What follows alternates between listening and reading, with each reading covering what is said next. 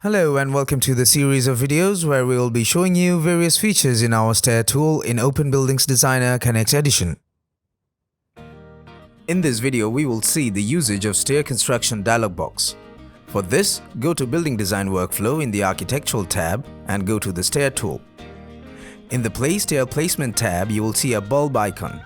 Click on the drop-down of this icon to see the Load Stair Settings option. This will load the Stair Construction Settings dialog box for your stairs.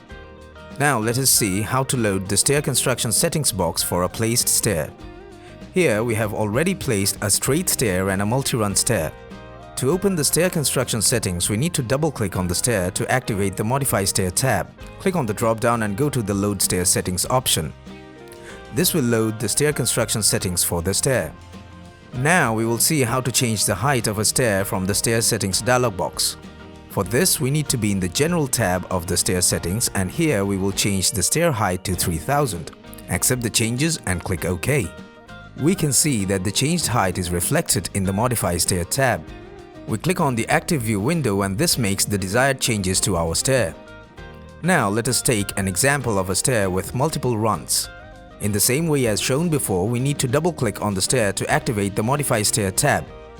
From the drop-down, we will again activate the Stair Settings tool.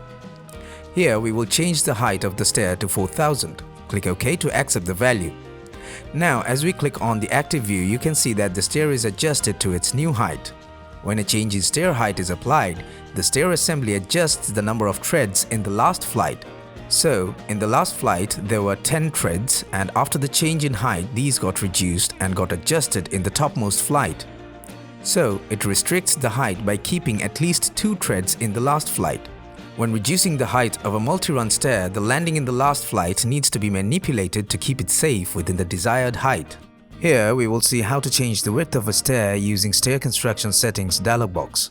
For this, we go to the Stair Construction Settings dialog box in the same manner as shown earlier. From the General tab of the Stair Construction Settings, we will modify the value of stair width as per our needs. Here we provide a value of 1500 and click OK. Now we will click to accept our changes. The stairs are now modified. Now we will see how we can modify a stair so that it begins or ends with a tread or riser as per our need. This option is available only for non-monolithic stairs. For this, we double-click on our Place Stairs to open the Stair Settings.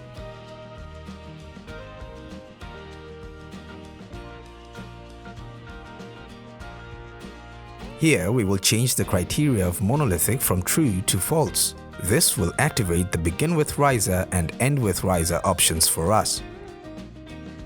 Now, we will change the Begin with Riser from true to false. If we look at our help documentation, we can see the difference between a stair that begins with riser when the value is set to be true as opposed to the one that begins with a tread when the value is set to be false.